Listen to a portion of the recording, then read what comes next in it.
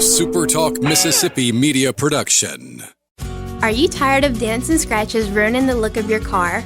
Look no further than Porter's Body Shop in Brookhaven. Call us at 601-833-1861 or visit us online at portersbodyshopms.com.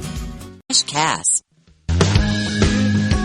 I'm Steve Azar, and I'm on the other side of the microphone, meaning I'm asking the questions this time, and oh, have mercy for the airwaves. I spent 20 years in Music City, wrote and made some hits, traveled the world, and then moved my family back to the birthplace of American music and where the magnolia trees prosper.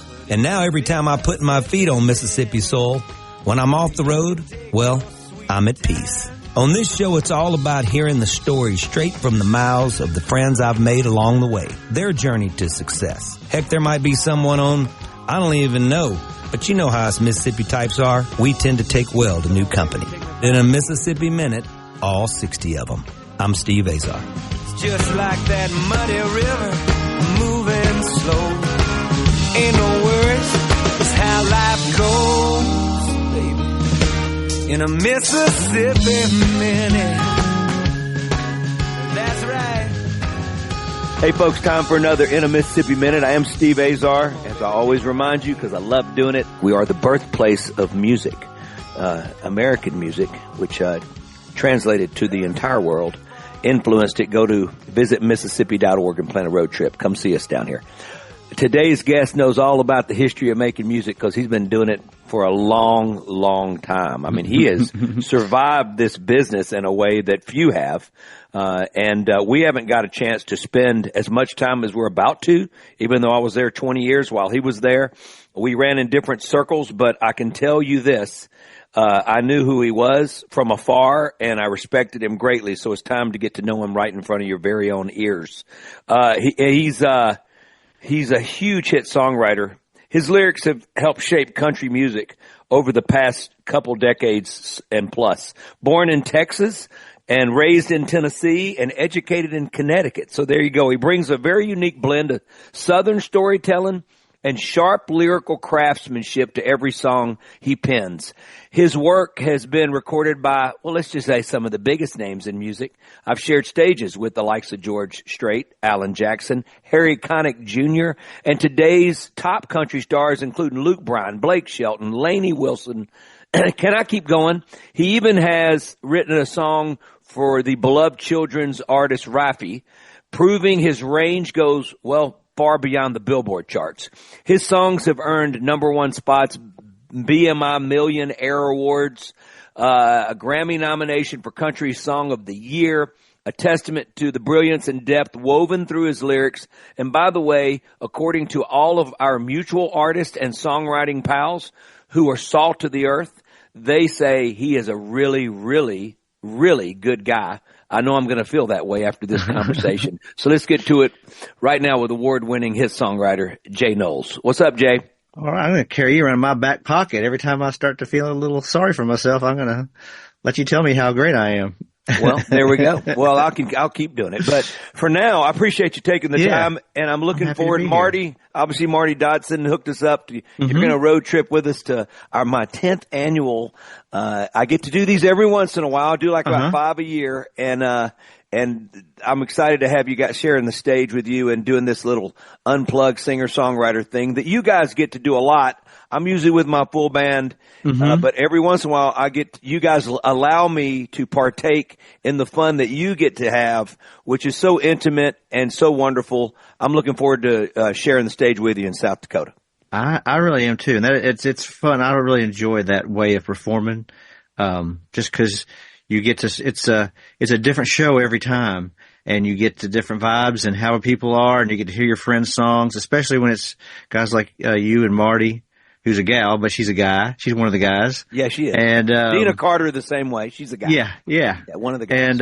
And because it's like I'm on the stage at a show where I would also enjoy being in the audience, and that's always super fun for me. Okay, we're going to talk about all these influences and backgrounds. So it sounds like you had some serious influences in your life, and your songwriting prowess for sure affected growing up in Texas. Mm-hmm. You and I both have a lot of friends who have been phenomenal songwriters for the masses out of Texas, then Tennessee, and then off to Connecticut. Take me through those incredibly important mentoring years, inspirational years that helped shape you back in the Wonder Days. Yeah.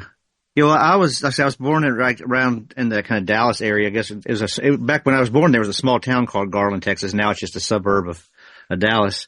But my dad, is a guitar player, and he, was teaching guitar lessons and playing around the Dallas area, and went backstage at a Chet Atkins show and met Chet. And his buddy was like, "Hey, John, you should play a song for Chet." And so my dad did, and then they kind of developed a friendship. And Chet told my dad to move to Nashville. And when Chet Atkins tells you to move to Nashville, that's what you're supposed to do. This was 76 or so, and so that was we moved there. I was about 6 years old, and we moved to Nashville, and Chet was a big part of my dad's career. Chet and Jerry Reed, and that was kind of section of Nashville guitar player. These guys artists. Hanging out at your house when you were a kid? They, I would go over. I remember going to Jerry's office when I was little. And it was nice as he could be. He scared the crap out of me because he was so tall and so energetic. And he'd be like, "Hey, little man, how you doing?" And he'd shake my hand and he'd shake all of me, I remember going to Chet's house and going to his little studio down there. I would just sort of follow my dad around.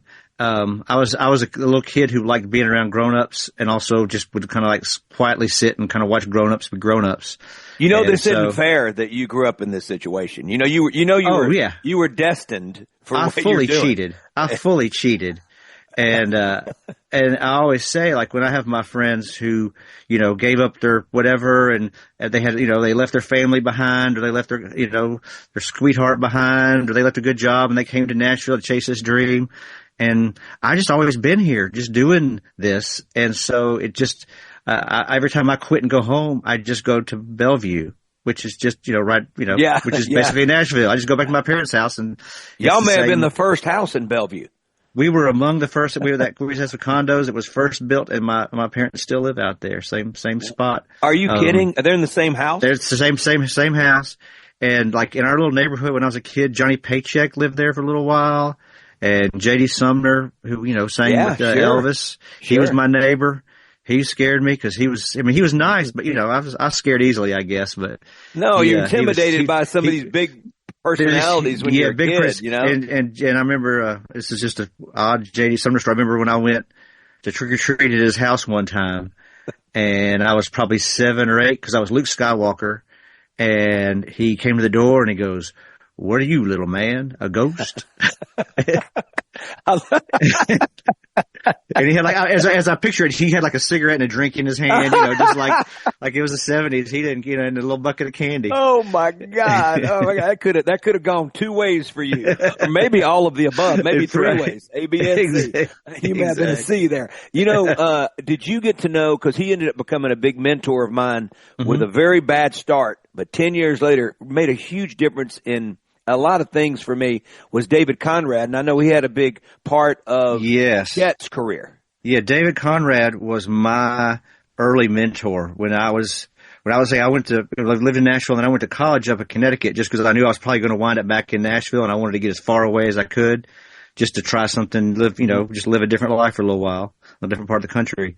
But when I was in college, I was starting to write songs, and I would come and play them for David. Because he and my dad were guitar buddies. Yeah, sure they were. I have a Telecaster here in my office that David gave me because he had come to Nashville to be a guitar player and ended up being a publisher. And when I was learning, he said, "Yeah, I don't need this guitar. You should take it." So I've had it all these years. But, wow. But David would, he'd sit me down and he would say, "Okay, I'm not going to treat you like I'm, the David who goes to Thanksgiving at your house. I'm not going to treat you like this or your dad's friend. I'm going to treat you like I'm paying you money to write me songs. And so play me some songs." God bless you. And he would play me these songs. I would play him songs, and he would tell me how bad they were, and tell me why he'd heard it all before, and this is the thing, and you're not supposed to do this in the second verse, and this is this little thing here that you're doing this in the bridge, that's kind of cool.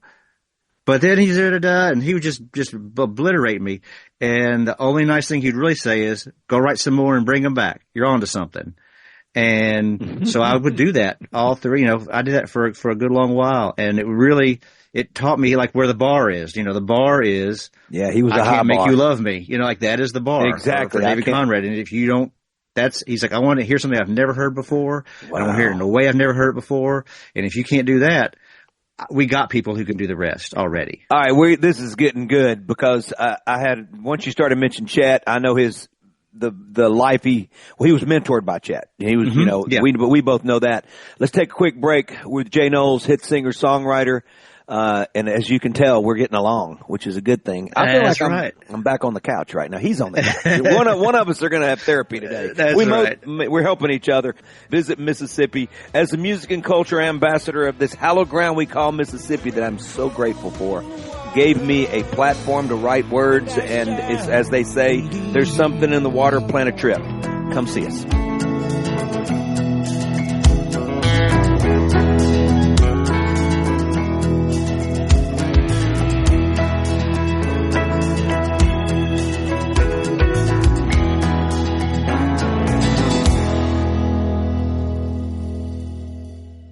Listen and watch all your favorite SuperTalk Mississippi shows live and on demand.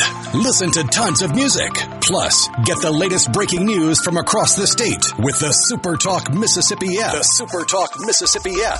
Download the SuperTalk app on your iPhone or Android device now for free. Just search SuperTalk Mississippi in your app store on your mobile device to get everything Mississippi all in one place. The SuperTalk Mississippi app.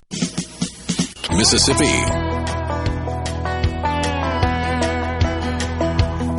We're all alone in the river and I don't know whether I'm sinking or swimming with you.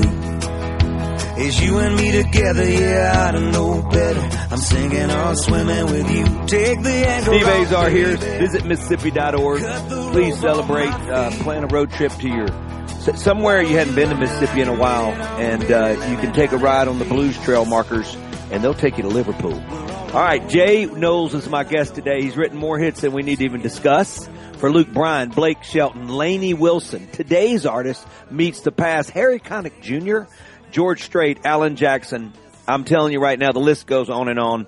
He's done a lot of special things. Hey, so David, I got to tell you a quick story, and I got to get back to you. David Conrad, one of my first meetings in Nashville, he literally, I walked in, and the late great Brian Williams set me up with him, and I go into the office, and he goes, I don't know how you got into my office. I don't care what you look like. This is verbatim. I've got a family to feed here, and he wouldn't even listen to me. So when I went back to tell Brian was laughing. He goes, one day you guys are going to like each other. Don't let that first meeting be the impression that changes and shuts the door for you. And so, cause I had some, John Prine, I had some great luck and I got signed and all that. Al Bonetta offered me, but I ended up going with Rick Sanchek from BMI, and he's been a big part of my career in the beginning. Anyway, I did the right things, but 10 years go by and I've had my first hits. And Keith Stegall is no longer there, and here comes David Conrad. And he was trying to meet with me, and I was tired. I was on the road. I'd written 80 songs that year, played 200 dates, and I was in New Orleans at the House of Blues playing. And all of a sudden, he shows up. And admittedly, I didn't want to meet him. And so I was stupid, by the way, for doing that, but I was also remembering that one moment. So he comes on the bus, and he goes, I'm either going to drop you or you're going to, what is going on? So I told him what happened, and he goes, Steve, do you really think I remember doing that? I did that to everybody. I'm sorry. I didn't mean it. I don't remember. And anyway, he came to the show and he comes on the bus after, he goes, you've been doing this your whole life. This reminds me of Chet and Mark Knopfler. He goes, I can tell you've been doing, I said, I have been playing live since I was a kid. I was bad probably, and I probably wrote a lot of bad songs, but I love doing this. And he started listening to what I was doing at my house, producing my own stuff on a little 2480 before Pro Tools, rolling. And I'd send him demos in the middle of the night, and he'd do the same thing. Okay, I love it. It's not what we need yet.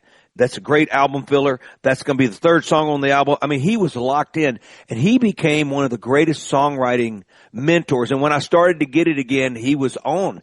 And I didn't understand how he knew. Like, you know, he was magic in a way. Yeah. Yeah.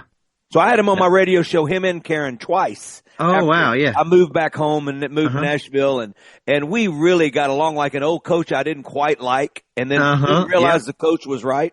Yep. Anyway, so I want to tell you that. I love that we shared those moments. Was he your first publisher? You know what's funny? I never wrote for him.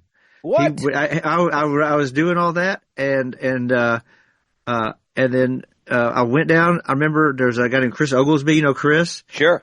He was the tape copy kid. He runs BMG Music, and Chris, who worked for David, we made my first little work tapes together. And then, but I played those for Woody Bomar, who was running a little company called Little Big Town at the time, where Bob DePiro and John Scott Sherrill and those guys were writing. And Woody offered me a deal. And were hot at the time. And they were hot. They were super hot at the time. Yeah. And they offered me a deal, and so I went to David, and he said, you should do that. He said, because if we were to work together and then it didn't work out, I'd have to drop John and Becky's Boy. And I don't think I could do that. Wow. And so he said, she said, you go with Woody. And he said, but I'm always here and I'll always be, part of your team. So I love that about him. And I love that you went and asked, and that's great. So let's talk about, when you went into this thing with Bob and everybody, were they looking at you as an artist as well? No, I was just a boy songwriter. I was probably 24 years old. You never had the desire to do the artist thing? No, I always just wanted to be, Don Schlitz. I wanted to be Bob McDill. I wanted to be, Alan Shamblin. Those were the sort of the markers, for me. But it was weird. Like at that point, they weren't really signing young. I mean, most of my friends were 10 years older than I was at that time. Win Varble, I always joking. he and I are still songwriting buddies, and he's always been a decade my senior. And, Jay, let me just say this. Yeah. How does somebody so politically incorrect get away with it?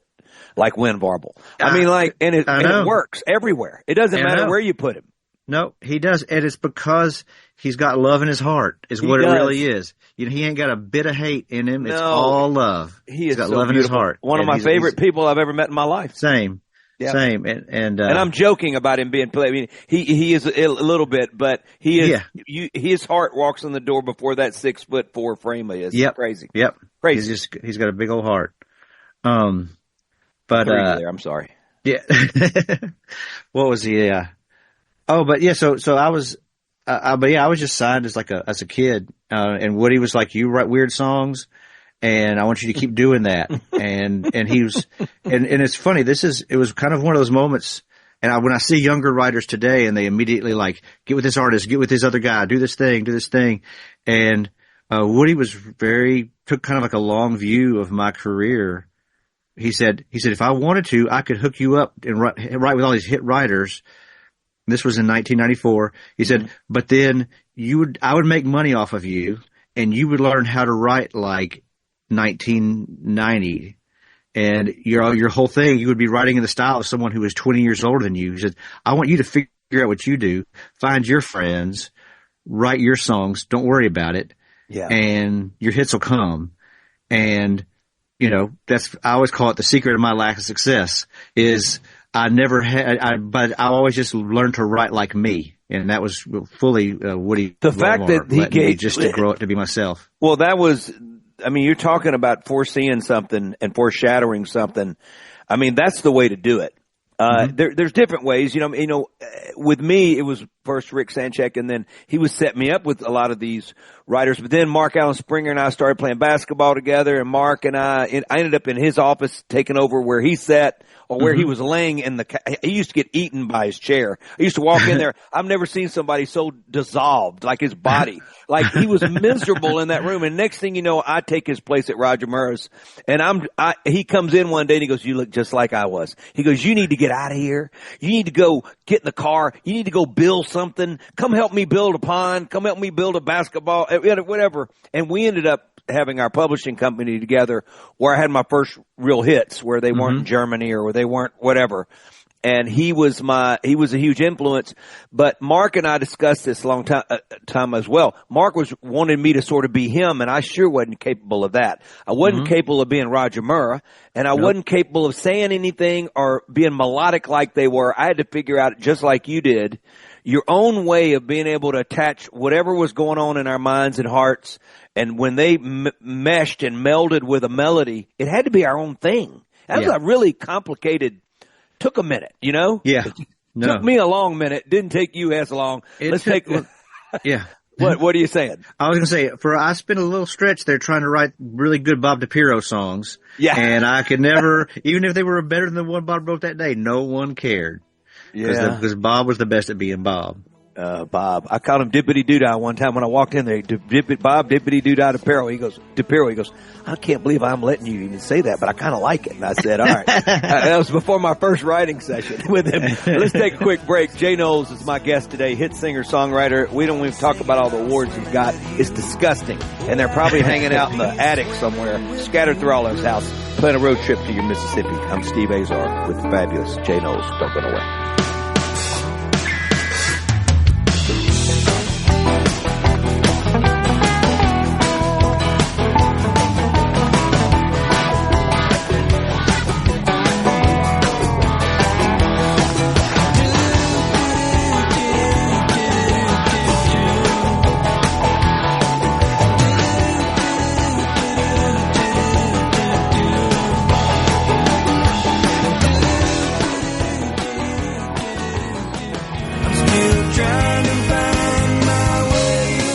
$20,000 available for first-time home buyers.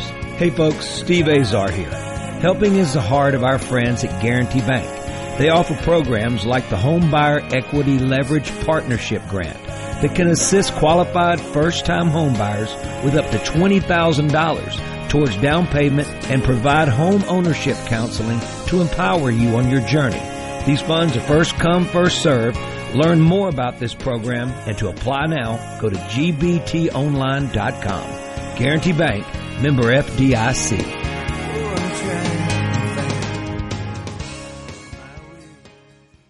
Listen and watch all your favorite SuperTalk Mississippi shows live and on demand.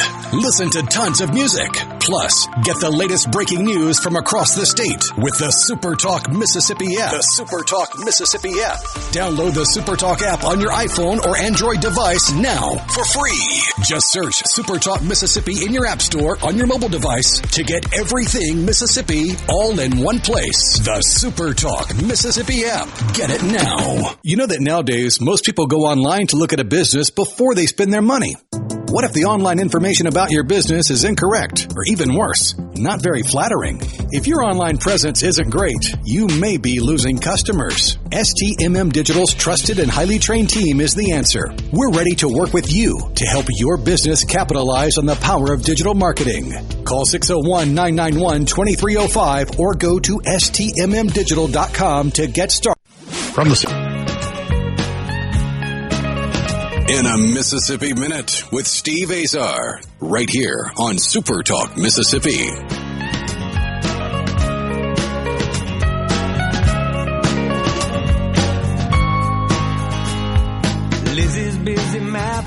Rocking into a Mississippi Minute. Hit singer-songwriter Jay Knowles is my guest today. Love getting to know him. I can't believe that we haven't spent this much time together in all the years I was in Nashville. 20 years, 91 to 2011. This makes no sense. This is our first real meeting. But I'm blessed for it. This show has allowed me that into my 8th year. Thank you guys for allowing me to get to know folks like Jay and beyond, and visit Mississippi.org. You guys are the best as author of our state song now. Are you kidding me? I'm most grateful. I love our homeland. I can't wait to have Jay on Mississippi soil, because what happens is after this show, I figure a way to bring him into Mississippi. I'm on my way. There you go. All right, let's talk about Texas. Was there, obviously in Nashville was your biggest influence. Have you ever sort of gone back in your mind, and in Connecticut in your days spending there, did any of that impact you as a songwriter that you are today? I think a lot in ways that I'm unfamiliar with. You know what I mean? It's just kind of, I remember early in, how do I say this? there's been multiple occasions when I've been writing with people or having people sing demos or whatever where they assume that I'm from Texas. Like just the way I talk, the way I phrase things, the way I think songs should be. And, probably like Guy Clark and, that version of Texas. My mom's from Beaumont, which is, of course, George Jones, Mark Chestnut, like that thing. Like, there's a lot more Texasness, even though it was only, and I remember when we first moved to Nashville, my mom, who was probably a little lonely for Texas, all we listened to was Willie Nelson's Shotgun Willie record and Bob Wills and the Texas Playboys. So like all of that is like in my bones, probably way more than I know. And probably most of my successes happened with Texas people like George Strait or Jack Ingram or it seems like that they gravitate toward what I'm doing a lot of times. So there's a Texasness to it, whether I want to there to be or not. What about your Connecticut background? How long were you there? I was there for 4 years. I just went to college up at a place called Wesleyan. And most of my friends now, actually, I'm going to play a show this weekend in New York City, and that'll be the first time a lot of my college friends have seen me do what I learned how to do in Nashville. They've never seen you. You didn't do this in college. I did it a little bit, like a version of it a couple times, just sort of, but I'd like to think I'm a little better now than I was back then. Yeah, I'd like to think that. Thank goodness you were still around. Yeah, back then they were just coming to see me as a favor. But I'm playing up there with Mississippi Charlie Worsham, one of my favorite Mississippi boys. Oh, I love Charlie. I love his folks. They're great folks, man. Charlie's amazing guitar player too. He's amazing all the way around, but amazing musician and artist. I love him. In Connecticut, it was just college, and I just read a lot of books and really learned how to think in ways that were sort of outside of the ways I would have learned to think elsewhere. I had a lot of really, I say smart friends who were smarter than me. I like being around people who were smarter than me in ways that I wasn't smart. Why do you think I do this show? Everybody's smarter than me. I feel like I learn from everybody. I go, man, I'm at 8 years now in my show. Can you imagine how much smarter I am? I had nowhere else to go but up. I can tell you. I'm not going to co-sign on that, but I will say I like hanging out with people who are smarter than me. I like, writing songs with people who know things I don't know and are really good at a thing that I'm really bad at. And, that's because, and if anything, going back to Chet, like that was a thing that Chet always did, is he always surrounded himself with musicians and people who were just very, very good, who he could learn from his whole career. Like that was, and so that's kind of my ideal is, what do you know that I don't know? Come hang out with me and I'm going to learn from it. Are you still living at home because you lived in Nashville? And that's a good question. Not because you needed to live at home or whatever. Mm-hmm. Are you still at home when you have your first hit before you move out? Oh no, we had a little. I got married pretty young with my wife, who I'm still married to. I guess that would hallelujah, beautiful. But we had a little house that we got, and I had a kind of a half of a hit with Montgomery Gentry, and that got us enough money to make a down payment on a little tiny house, starter house out in Bellevue, and so that's. But I was still close to home, and but it always feels like I'm just kind of in, It's been strange to watch this town grow up and just kind of bump around. Well, grow up. You're living in the city of cranes right now. It is. There's cranes and porta potties is all we got. and every bachelorette party in the country. Oh, it's nuts. It's nuts. Vegas must be like a desert, like it is, like for real, with nobody there now. Because every time I go to Nashville, I'm seeing all that. You can tell there's 100, bachelorette parties and bachelor parties. And, well, I know you've gotten to see Nashville take off like this. Your mom probably can go outside and look up there and see, like, this is kind of like Dallas was. I feel more at home. Yeah, no, it is. It is a lot more like Dallas was back then. Yeah. What about, okay, so you have your first hit. What's your first hit when you and your wife, what year do y'all get married? We got married in 94. Okay, and then when was the first really, not the half a hit with Montgomery? The half a hit, the George Strait was 2000. So 6 years later, it took a minute. Yeah. I can tell you that, like my wife, we've been married over 35 years, and she's endured it all, and continues to. She woke up enduring me as again. It's difficult, Yes. So with having the support. You and I have a lot of friends, unfortunately, that we've had to go get to know each one of their wives over a period of 8 years at a time. Right. And there's been a few of them. So, and I've loved each one of them, but, with the greatest blessing to me is our, luck of the draw, and blessing to have our spouses that support us so well. Obviously, you guys went those first 6-7 years of your life trying to figure it out, have some success and all that. Always been supportive, right? You have to say yes, but it's been great because my wife is a social worker and she works with homeless families and kids, and like I always call her, I'm her +1 into heaven.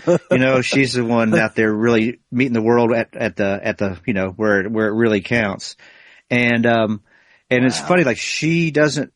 I think the fact she likes music. She doesn't really know music. She is probably familiar with who the Beatles are by name.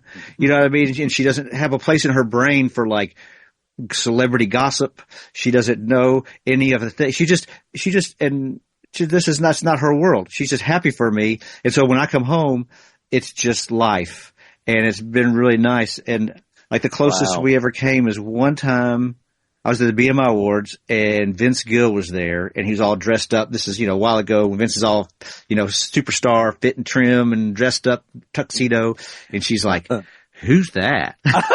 No, she did not.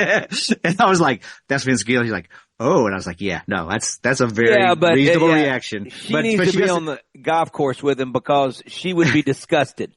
Because he's got the worst temper I've ever seen in my entire life. That's what I hear. Yeah, tell her that pretty beautiful face and beautiful voice and all that leaves the building when he gets upset.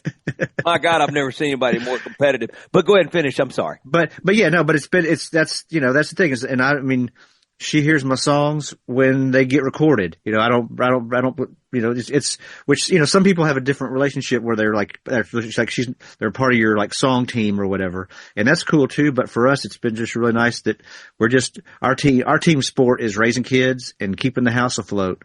How can y'all raise kids when you don't live in the same house? No, I'm joking. That's what it sounds like. No, but your kid, tell me about your kids.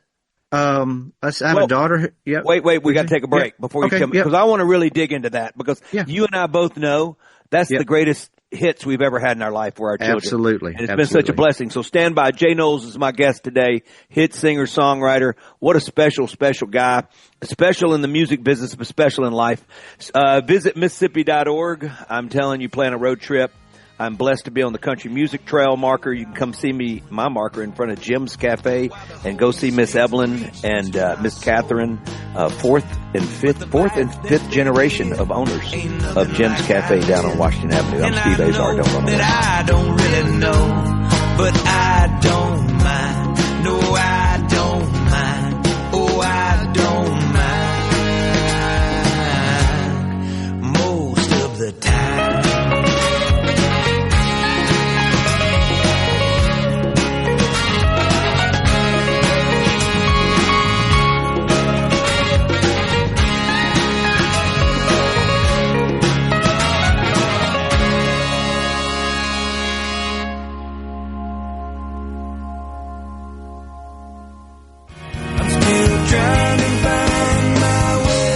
Up to $20,000 available for first-time home buyers. Hey folks, Steve Azar here. Helping is the heart of our friends at Guarantee Bank. They offer programs like the Home Buyer Equity Leverage Partnership Grant that can assist qualified first-time home buyers with up to $20,000 towards down payment and provide home ownership counseling to empower you on your journey. These funds are first come, first served. Learn more about this program and to apply now, go to gbtonline.com. Guarantee Bank, member FDIC.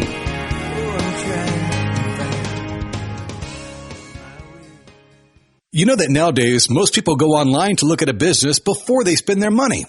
What if the online information about your business is incorrect, or even worse, not very flattering?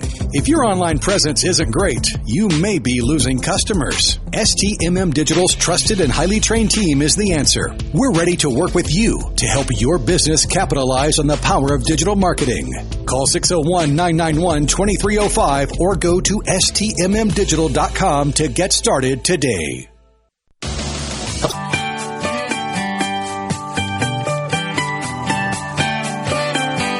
Silver whistle and an old clipboard, a polo shirt and a pair of gray shorts in that summer haze. Remember those two-a-days, tougher than a 10-pound sack of nails. He'd throw down his hat and start to yell at the top of his lungs. Rocking into a Mississippi Minute. Don't have much time. Actually, I rocked earlier. Jay Knowles is my guest. So you guys sound like y'all are exactly there. Yeah, really. It's like I think you're like, obviously, like you taught your kids. And that's what I try to teach my kids is not, I don't care what you do. I just want you to find what you want to do and just do that. And not let the world say you got to be an XYZ. You don't got to be a guitar player. Like I say, musical instruments were available to my kids. But I wasn't like, I want you to be me. Don't, you know, cause I don't, but that's that's it. But I would say it's, what do you love? What do you think? What do you want to be? And I remember my dad a long time ago, just when I was trying to pick a job, he was like, think about who you want to spend your days with. Huh. And then pick a job based on that. Like, wow. And at the time I was thinking about maybe being a lawyer or going to law school. And I was like, ooh, I don't want to have to spend all of my days with lawyers. Yeah. So that scratched it off the list. And then I started knowing songwriters. And I was like, I want to spend my days hanging out with songwriters. And that's kind of why I picked this job more than anything. I was like, I picked my coworkers before I picked my work. And, I've had a lot of friends say that I've never worked, by the way. They've say a job. And I said, hey, it's a lot of work. It is a lot. I mean, people, I get a little offended. I'm like going like, you guys think I just sleep all day and I just wake up and there's an idea? I mean, it took a lot of failing. Yeah. And continuing, but now I think that you and I are at a point now where you can afford to fail a little bit more than you could back then. Right. But also the songs, I mean, it's interesting the longer we get to do it, as long as our minds, the good Lord keeps giving us our sharp minds and keeps us in that place and we stay compassionate, in our lives and empathetic and all those things that are allow us to be vulnerable and say what we want to say. I think that as long as we're doing that, I think that we're going to keep having the gift, but it comes easier because we don't stress over it and we let it come to us a little more. Are you do you feel like the load itself has gotten easier for you? I don't want to jinx us. Yeah, no, it is. I know how to care less and care more and I know what to worry about and when to not worry and like, I worry, not worry. I just like, to me, the important thing to find when I'm writing now is where's the heart? Where's the story? Where's the thing? Where's the place that this is true about people's lives? Mm-hmm. And things like, is it going to rhyme? Or how's the thing go? Or what's the chord? Like, I'm like, we'll get that. I know how to make things rhyme. Yeah. Like I've been doing that for a while now. And it's not because I'm great. It's just, years. Well, you are great, but I love hearing you say it's just years behind the hammer. I know how to hammer a nail. It's so I can build a chair, but like I got to think about like who's going to sit at this chair and where's the thing and what kind of meal are they going to eat. Like those are much more interesting things for me to think of than like, okay, let's build this chair now. Okay, so let's talk about this because we have a minute left. Let's talk about how you proceed. How does your week look like as far as how much you're doing it? Mm-hmm. I try to write when I'm in like a little streak. I'll try to write every day, if I can. That's the kind of the best. And it's usually a couple of days with kind of old friends, a couple of days with some new folks or newish, fairly new, young, either young or new to me people. I like to have one day to myself to write. I still like writing by myself. Yeah, I love writing by myself. And I think that's one of those muscles that if you let it atrophy, it's really hard to get it back. Yeah. I've done it I've gone stretches where I didn't write by myself and it was really hard to get it back. But it's just a lot of writing and then some recording here and there when I can to make demos, because you got to, send them out to the people to try to get them recorded. Yeah. Yeah. Do you do your own publishing thing now, or you got a team? I have an independent company that publishes me, and then I work with Liz Moran and Ronna Reeves. Do you remember them? Oh, of course. And they work out. Do Ronna, please tell Ronna I said hello. I sure will. It's been a long time since I've seen her. And they do a really good job they're out there on the streets and going to all the parties and going to all the clubs and all the things. And all you the and me shows. don't do that. So I'm just like, y'all go do that, report back your findings. And we saw this kid. He's great. You should write with him. I'm like, absolutely. Let's do it. I love it. It sounds like you're in the sweet spot of life, and you've been blessed because you have kept everything that's important in your heart and soul first and foremost, and the rest takes care of it. Well, Jay, I'm looking forward to spending time with you in South Dakota, and I really appreciate you taking a Mississippi Minute with me. I appreciate you. Thank you, sir. Texas, Tennessee, a little bit of Connecticut influence. The great Jay Knowles, Superior Catfish. They make great catfish. Go to superiorcatfish.com. Homegrown in Mississippi. Come on, and visit Mississippi.org. Plan a road trip. Come see us down here. Jay, you're the best. I'm Steve Azar. In a Mississippi Minute, all 60 of them, where you can take your sweet time.